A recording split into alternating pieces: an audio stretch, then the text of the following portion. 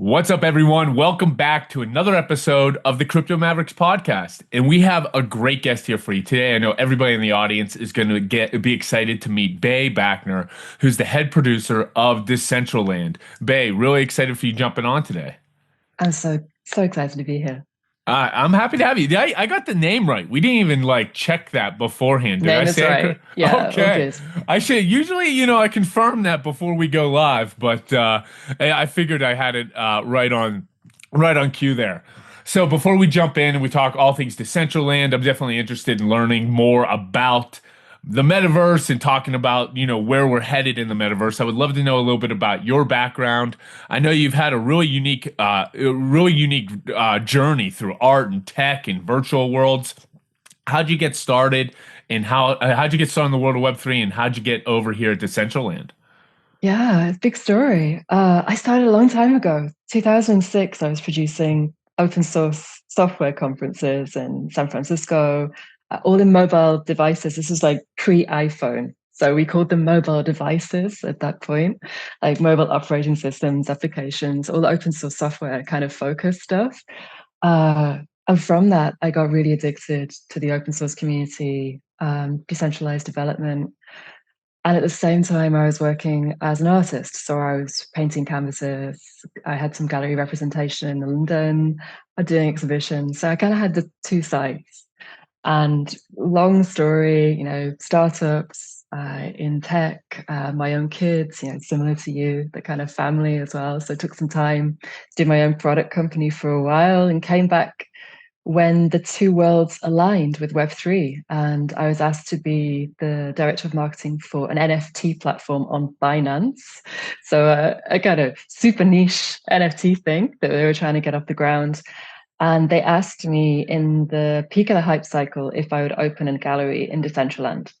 And I was super, super skeptical. I was like, this is not a thing. You were spending a lot of money at that time on some parcels in Decentraland, and we're building a gallery. And from that moment, I was hooked. I was hooked by the community. I was hooked by the potential for the artists. And I started producing more and more in virtual worlds. So I founded an arts collective called Welta. We started creating installations for Metaverse Art Week, Metaverse Fashion Week, became involved in Decentraland DAO, as you do in Web3, just being part of the community, and slowly was asked to do more and more. And last year, I spent the whole of the year as an external person just producing foundation events. And then at the beginning of this year, I joined as full-time member of Decentraland Foundation, which is the not-for-profit foundation that organizes and markets Decentraland as a platform. And I produce all of the cultural activations in Decentraland, from music festivals to art weeks. That's amazing. And I love that you were in the heat of the moment during that NFT surge. Uh, I went down the rabbit hole hard. I still really love my fair share of NFTs and art NFTs, and we could talk hours about that, I'm sure. I know that time frame, that 2001 time frame, was just absolute insanity. NFTs were such the buzzword. Now you bring up NFTs to people now, and they're like, oh, they're dead. And I don't believe that so much, but I really do think that the traditional art world stands to benefit by utilizing and spotlighting artists and centering around NFTs in some form or fashion.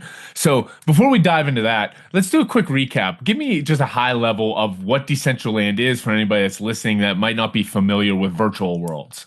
it's a social virtual world. So it's somewhere you can jump into and explore. There's 90,000 parcels of what we call land, which are all NFTs. So they're all NFTs owned by different members of the community. It is a completely virtual open world. So you can run and explore the whole place. But more than that, we're a community. So we have a super active community of Web3 people from, I think it's now 200 different countries, that come together around events, around social activities, around building, around creation. It's the community that is Decentraland, and then we as a platform provide the infrastructure for that. So how do you build something? The creator hub, the software behind the scenes. What does it mean to run an event? All of these questions that are at the edges of emerging technology right now. How do we interact in virtual worlds? So it's the roadmap to Ready Player One, essentially. Hopefully less dystopian, more more utopian. But how do we bring people together from all these different countries? How do we allow true ownership? It's completely Web3, so built on ETH and the Ethereum blockchain. Everything is a smart contract.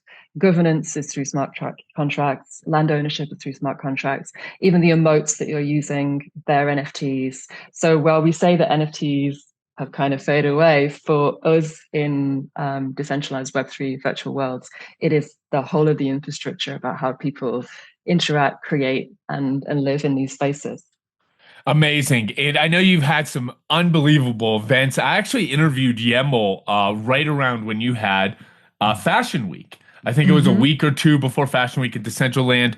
And we talked at length about Decentraland and where you were going. And I was like, oh, this is amazing. I remember watching very closely because I still get the emails from Decentraland. I own some parcels back in the day. I actually think I own some assets still, but I've been following what you've been doing at Decentraland quite a bit. I know you're currently leading the production of Decentraland's first career quest. Can you kind of break that down and why it's such a big moment for Decentraland and also Web3 job seekers? Yeah, it came out of conversations with the community. So many of our community have created their careers in Web3 because they started contributing. So just like me, like I did not think I would end up producing cultural events in a virtual world. That was not part of the roadmap. But it's because you start contributing, you start being part of a community, you start creating, I think, what old school would call a portfolio, but really it's this lived experience within Web3. And yet we don't really have anything to support that in Web3. Like we haven't had before a career fair within a virtual world. So I started talking to both community and recruiters about whether this was exciting, and everyone was super duper excited. They'd say, "Yes, absolutely, please. Like, how can we be part of this?" And it sort of expanded from there. This need for people to have a place where they can talk about this stuff, because most of us have done it on our own. There's no career advice center that you go to for Web3 and say, hey, I want to be a degen, how do I get started? So yeah, we had some early support by Bondex, who recently bought web3.career, the big recruitment site that has most of the job listings in Web3 right now. So they were like, yes, absolutely, we'll be part of this. They're running some amazing workshops for us. Matana, who run a Web3 bootcamp, they're one of the Forbes recommended Web3 bootcamp providers. They said yes from the first phone call, like, how can we be part of this?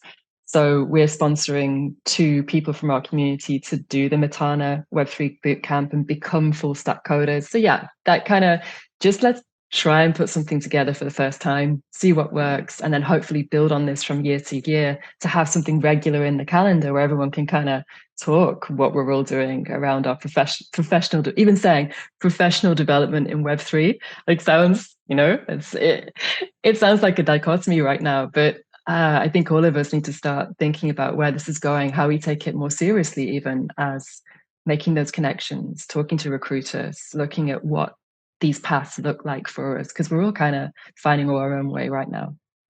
Yeah, it's actually one of the few use cases that really clicks for me. I love the fashion week, music festivals, and we can elaborate on other opportunities. But this career quest really hit home for me because I work in the Web3 industry now. Before I was here, I actually worked for DraftKings on their Web3 side of the division. But I came from the Web2 world. I was in medical sales for 20 years, and just my passion was everything in Web3. Started to meet people, and it was a very niche community. Everybody kind of knew everybody. You're on these same chat boards, and then whenever people started really building early on, they needed people that were just somewhat competent, that understood Web3, that understood blockchain, understood smart contracts, and I was lucky enough to kind of just get an opportunity.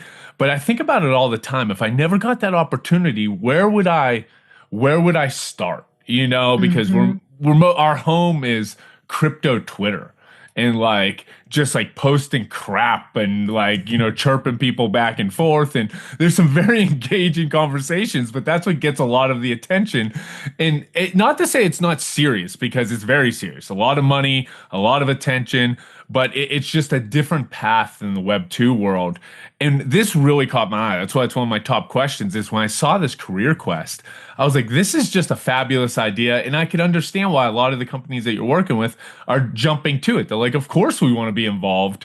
Because honestly, I think this is the only type career quest or anything along those lines I've heard about. I mean, there hasn't been anything else, correct? And not what I found. Like obviously there's like the big job fairs for tech. Yeah. But Yeah. it's got a completely different vibe. We've got things like NFT Summit where you kind of talk about professional stuff, but yeah, to have that focus on okay, job hunting, like how do you write a CV when you're in Web3? Do we need CVs when you're in Web3? Like what do recruiters actually look like? What are they looking for on a CV when you're applying to Web3 roles? And we don't really talk about those things. And so everyone was like, yeah, absolutely. Let me put a workshop together. Let me share my experience. And having that, how Web3 people are so generous with their experience and time, bringing that into a focused space to talk about careers has just worked really well. So I had more content than I could possibly use. So it's like, okay, yes, we need to do more editions of this and see how we can develop it. Yeah, again, I'm just going to reiterate, it's a fabulous idea, and I urge anybody that's, wants to get into the Web3 world, this seems like one of the best paths to get involved, because even a couple of the points you just made there, what's a CV look like for Web3? Do we even need resumes? I'm not even sure if I know that answer. I would be at a loss if I was in the job search in the world of Web3. So hats off for what you're doing, because I think this really could hit home and be extremely successful. I guess my next question, what do you think sets Decentraland apart compared to these other virtual worlds? We have other virtual worlds out here, Sandbox, and I mean, there's new ones popping up every day. What's different than those virtual worlds and what Decentraland's doing? I think it's our focus on social. It's a big one. Um, I think you might know that we relaunched the client in October of last year. We had 18 months of really heads down development time to roadmap this towards something that could be taken into VR, taken into mobile, like making it future proof. And the big focus on that was social. Like, how do we make it easy for people to make connections? How do we make it easy for people to create events, create installation, bring people together? And I'm not sure it's in the DNA as much as I think for us, it's really within the DNA because the DAO has been such an important part of what we are. I know, retroactively that Sandbox now has, these people, like other worlds are moving towards that. But Decentraland from the beginning has had this super strong community voice. Like we are entirely accountable to the community. Is there's a weird space of we're accessible, accountable, our DMs are open. It's this two-way conversation that's going, and it's really hard sometimes. You can imagine, like we've been in a bear market now for what, like 2.5 years. So those conversations get really critical, and they get really it's it's a lot of information, a lot of different diverse needs from a platform, a lot of really diverse experience. You can imagine, like from 200 countries, like people bringing together all these ideas. And I think people underestimate with Decentraland just how much that is written into the development of the platform. Like it takes time. Like we have our 6-week shapes, we have our 12-week shapes. Like these things are coming through, but just boom, boom, boom. The social application of the platform is being expanded each week right now, and it's super exciting, but it's been hard. And I don't think other virtuals have had that accountability that we've had, and it's taken time for us to really respond to that. But it's been this crucible of fire. On like we were the platform of metaverse during the hype. We had a really involved DAO. Yeah, it's been an amazing opportunity for people like me to be part of it and learn what you need to do as a social virtual world to support your community, to keep them happy, to keep coming back. And I'm not sure there's many other worlds right now that have been through that Web3 process. Yeah, I'll 100% agree with what you said there. Decentraland definitely seems like you forged the path for virtual worlds, for what metaverses are going to be. There was this huge hype about metaverses, especially like during the COVID days, because we're all Yeah, scared to leave our house. And they're like, well, we're going to be every meeting moving forward is going to be in the metaverse, and we're going to have these avatars. We're all going to sit around a virtual round table, and that's where ideas are going to come out of.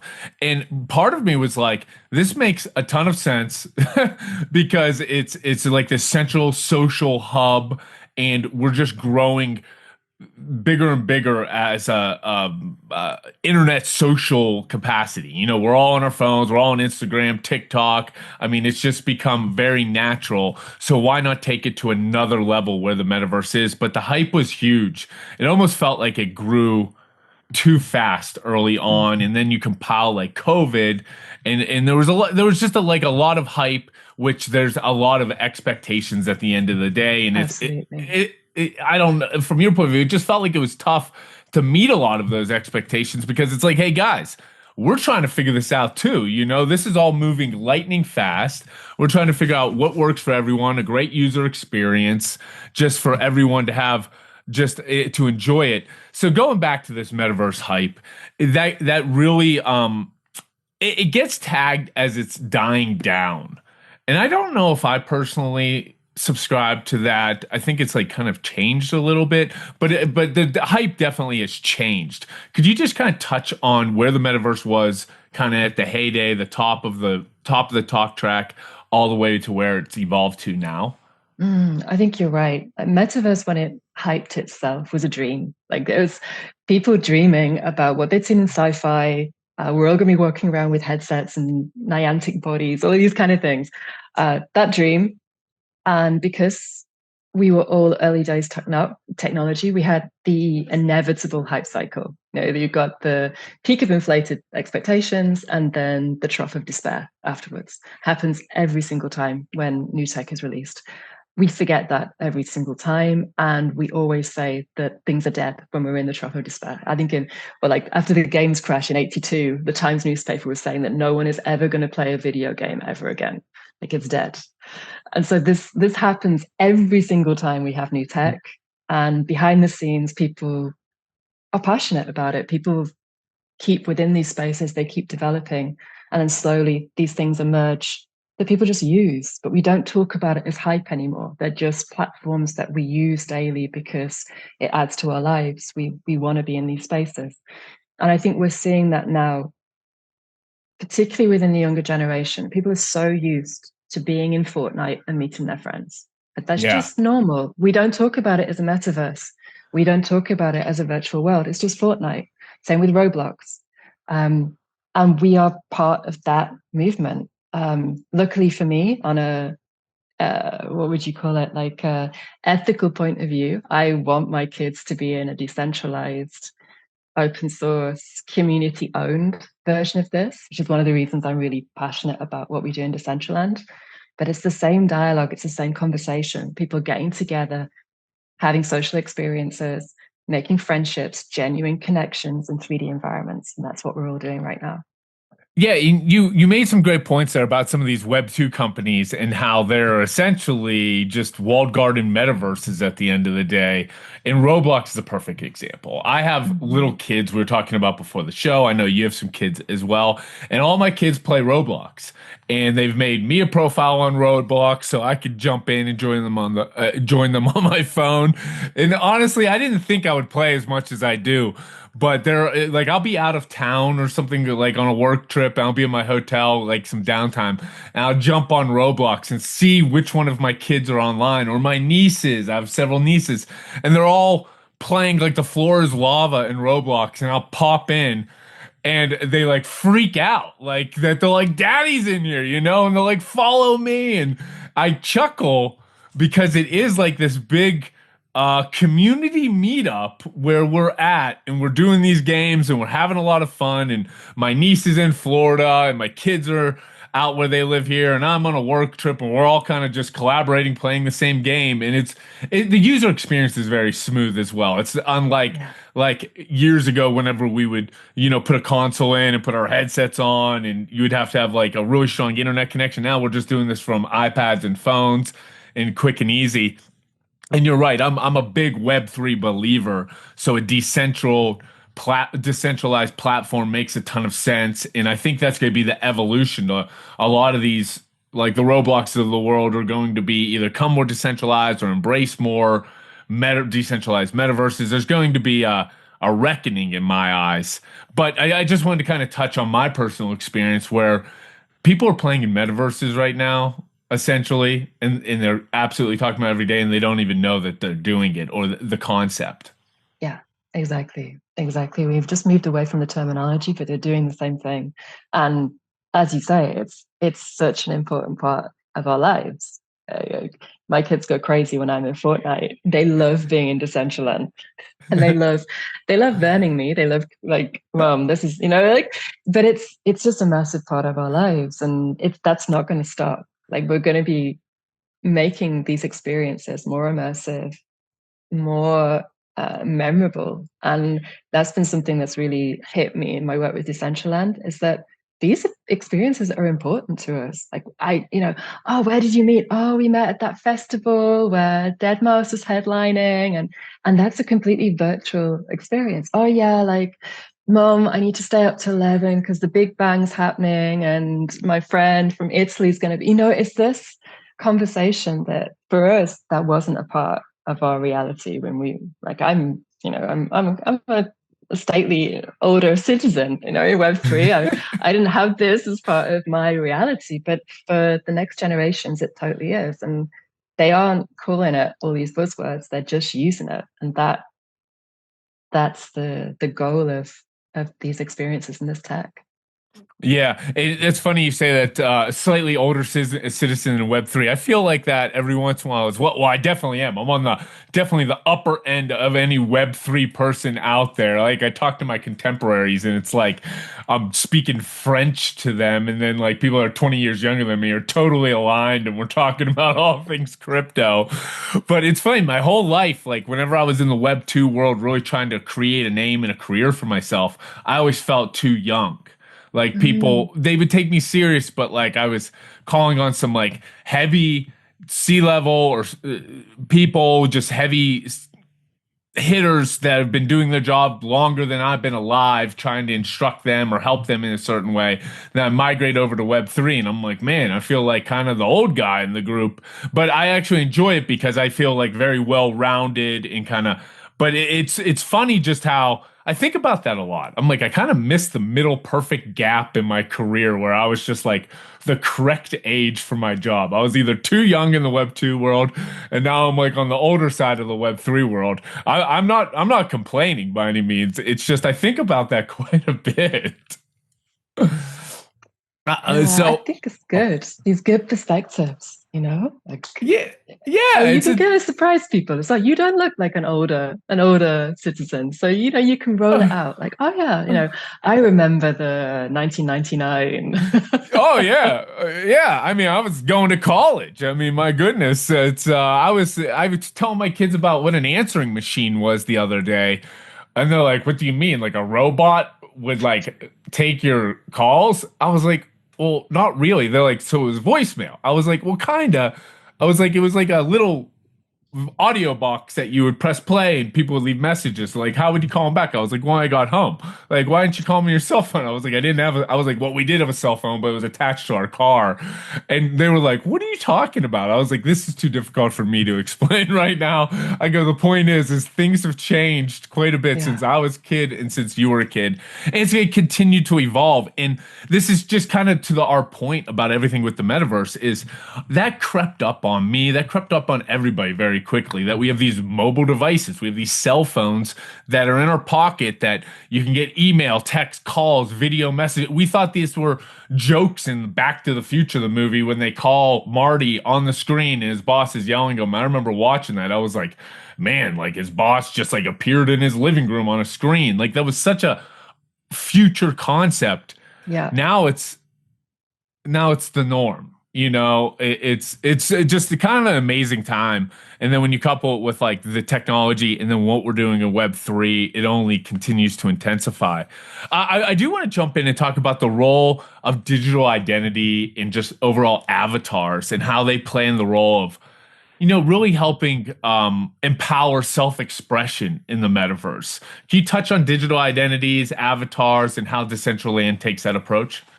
Yeah, it's key. It's huge. And I think, talking about things like Fortnite and Roblox, the thing with another difference with Decentraland is that you own it all because it's Web3. So not only do you own everything that you're wearing or emoting, those have been made by people that you know. Like these are not centralized brands bringing that. Some brands do, but most of what our community is wearing and emoting and expressing with is community created content. Like we're talking about social networks, but Decentraland is just this massive user generated content world. So even the clothes that you're wearing have been created by someone that you probably know and that you've had a conversation with or you're following. Very much like I'm a Tezos art collector and I collect my Tezos NFTs, but I'm also like a wearable collector and I support the wearable creators that I love and I wear what they produce, whether that's like a giant frog outfit or it's a ball gown, you can be whatever you want. And for a lot of our community, it changes how you express yourself in real world. We found that many of our community are living in geographies that potentially they can't express themselves in. So whether you're whatever difference that you are, if it's neurodiversity, whether it's gender, whether it's somewhere that you don't feel comfortable really being yourself and expressing that, virtual worlds are this place where you can experiment, be who you want to be, change identity every day, every hour if you want to, change identity to be someone that's interacting with the scene. And that's something we don't really talk about yet because it's such early technology, but we find that our crowds like change their identity to connect with each other. So not only are you communicating by speech, you're communicating by the things that you're wearing, like memes. Like we have a lot of meme wearables that are like Yeah. referencing, things in meme culture or different DAOs like Nouns DAO or SheFi, so you're putting these things on, or literally country flags and country wearables. We have like an Andean Chula hat, so it's like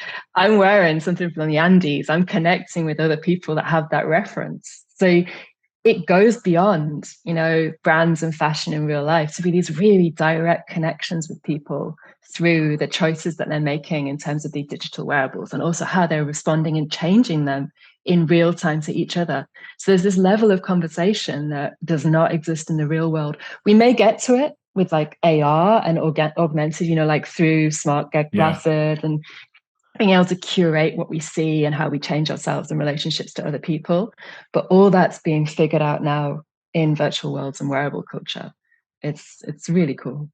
Yeah, I enjoy the virtual worlds and the avatars and the wearable cultures, and even on a non on blockchain type, like we'll talk Roblox again. For instance, like Yeah. my kids like go crazy for like new wearables, and they just bug me for Robux constantly, so they could buy digital items to put on their character to look different and have fun. And it's definitely something that they enjoy, and I enjoy as well.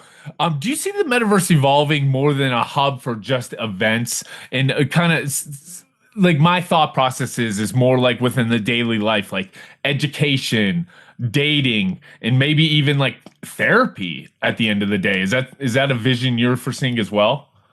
It's interesting as an events producer and foundation, like my remit is like these events, but even that is moving because it used to be that we think, okay, we need these big what we call our tent pole events. Like we're going to bring everyone in for one thing. And what we're finding actually is that people just want to come back Yeah. each week. They just want to have regular things that they can build into their schedule because it just gives you that grounding sense of, hey, on a Tuesday night, I do this and I hang out with these people and I'm going to come back on Tuesday again and we're making genuine connections. And yeah, rather than these headline Big Bang social events, like tight Big Bang, it's suddenly becoming, oh, there's this chess club that I do on a Saturday. and it has that, it feels like a geographically placed thing, because even though you're not moving somewhere else to go to it, you're going onto your computer, you're accessing a parcel, you're in the same build, you're meeting the same people, you're genuinely creating these friendships. And more we're seeing that go into other like sections of life. So yeah, we do have advice groups about autism, for example, meeting in world. We have people that are bringing together and doing building in like almost like co-work building. So 3D designers are like, oh yeah, I'm building something, you're building something. We're just going to do it together. We're going to do it in real time. So it's early days, like we're all figuring this out, but definitely like these tools are being used by people in loads of different ways, because it just becomes part of how I meet with people that share my interests. And those could be interests across all sections of society. It's super, super interesting to see from a production point of view.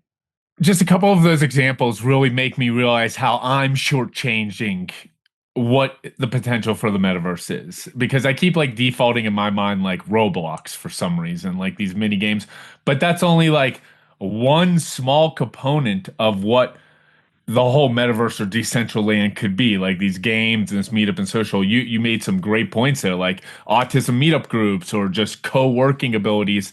It just seems like I really personally, a guy that lives and breathes everything to Web3, I almost need to broaden my scope what this is actually going to be and how it's going to develop. And this feels like just the tip of the iceberg. I'm curious, what are your thoughts on Fortnite and Roblox and these like walled gardens, and kind of that's where the younger generation seems to be hanging out right now, Yeah. because for good reason, you know.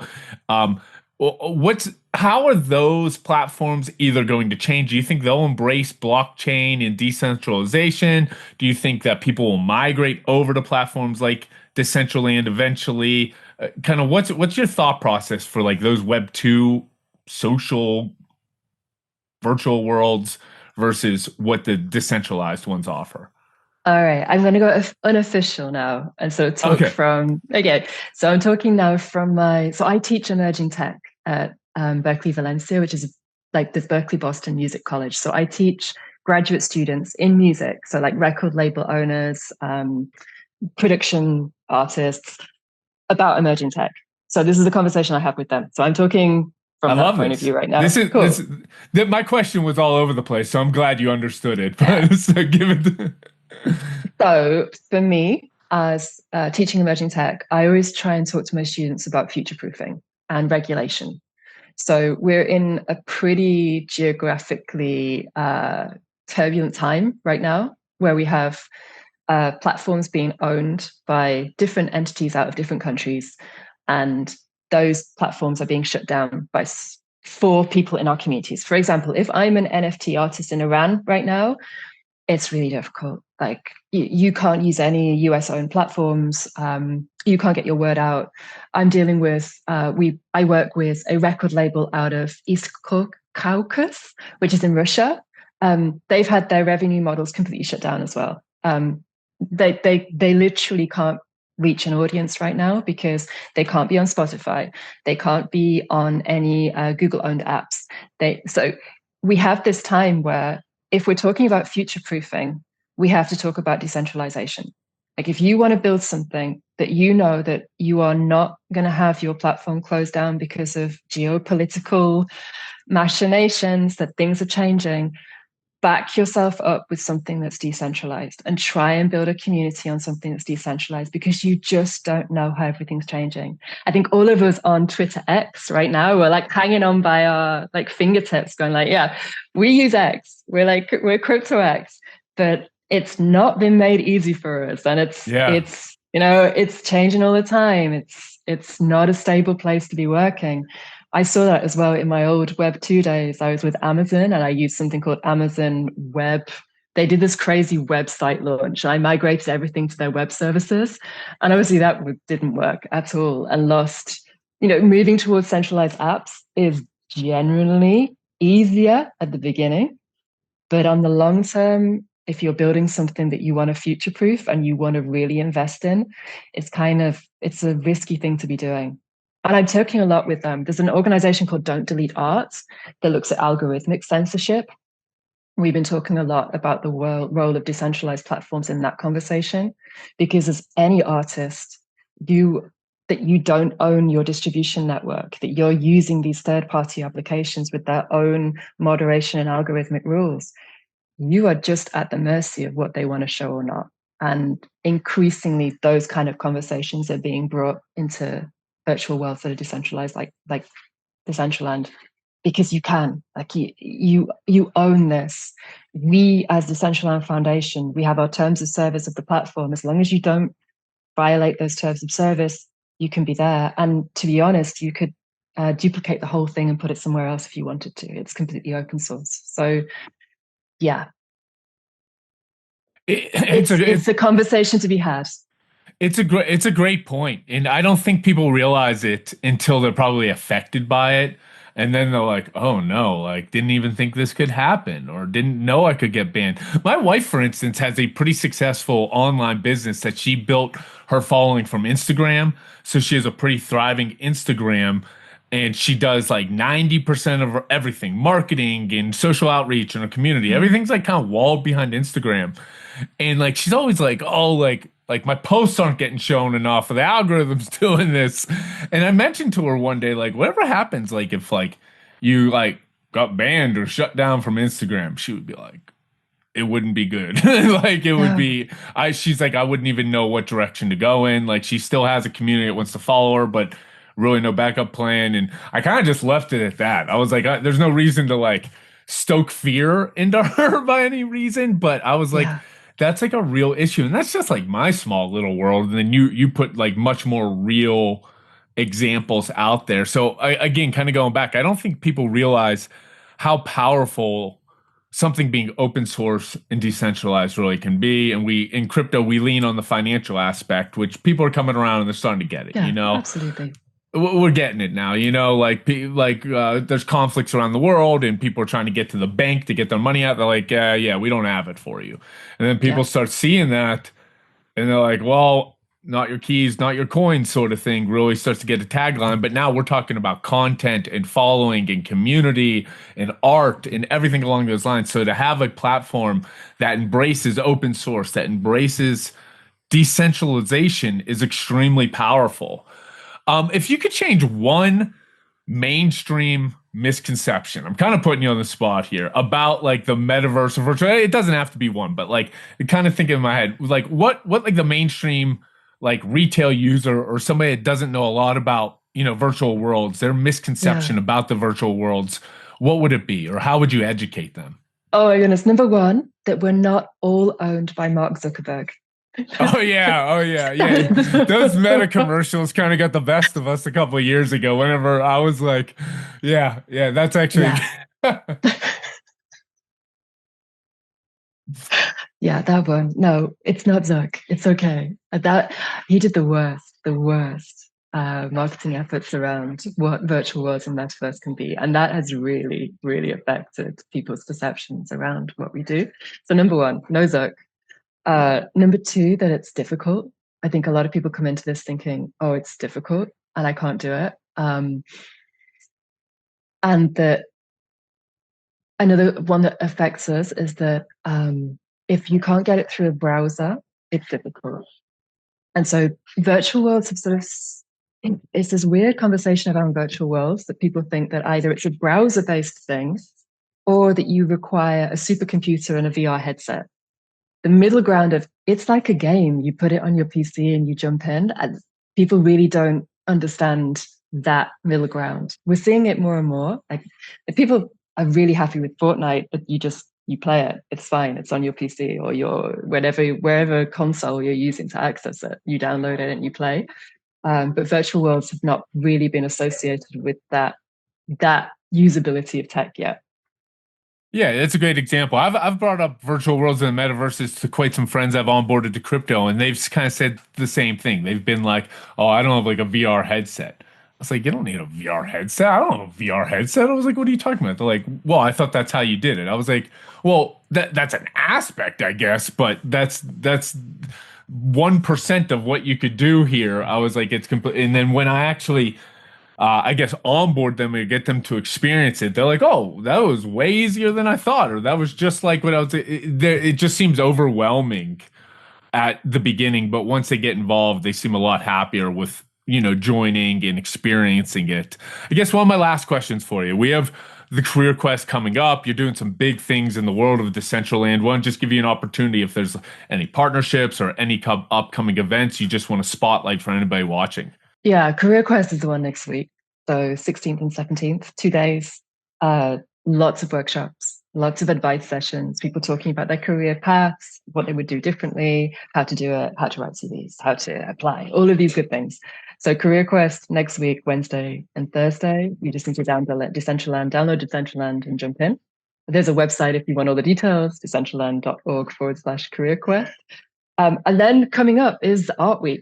So this is my third art week that I've produced. So it's been seeing this thing develop. When I started producing Art Week, I was producing my own fair for virtual reality artists and GLB artists, and we brought it into Decentraland to do this experimental thing. And from that, we've just got this crazy, awesome group of artists that come back each year, together with new people each year coming to see what's possible within virtual worlds right now.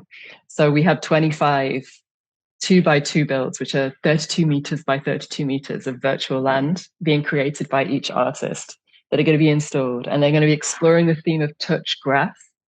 So it's looking how we can use virtual worlds to literally touch grass, which the artists have been interpreting in, like, you can imagine, like, awesome ways, like really pushing the meme, really pushing the interactivity.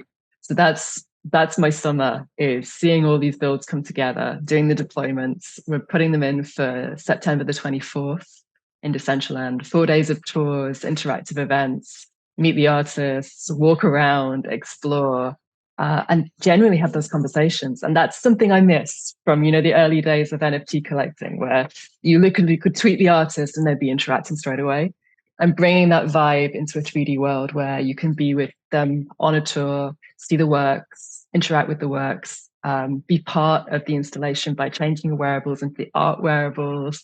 We've got an AR installation going in New York Fashion Week and London Fashion Week for some of the wearables. There's an amazing community called Digital Fashion Week, and we've collaborated with them on Art Week to make like a wearable collection by their fashion artists, and that's going to be exhibited in the Fashion Weeks. There's like a kind of what would you call it, like satellite events in the lead up to Art Week. So it should be, if you have any interest in what's happening in virtual worlds and the future of NFTs, like we're working with NFT galleries to put these things in 3D installation. It's going to be super great. So if that's your thing and you want to see where NFTs are going in virtual worlds, that's a big one in September.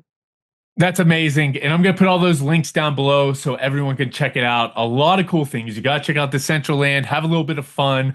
It's not difficult to get into, just get started and you'll realize just really how fun and educational and just and you'll have a lot of enjoyment. You should definitely check it out. Bay, I absolutely love your passion and your enthusiasm for the world of Web3 and Decentraland.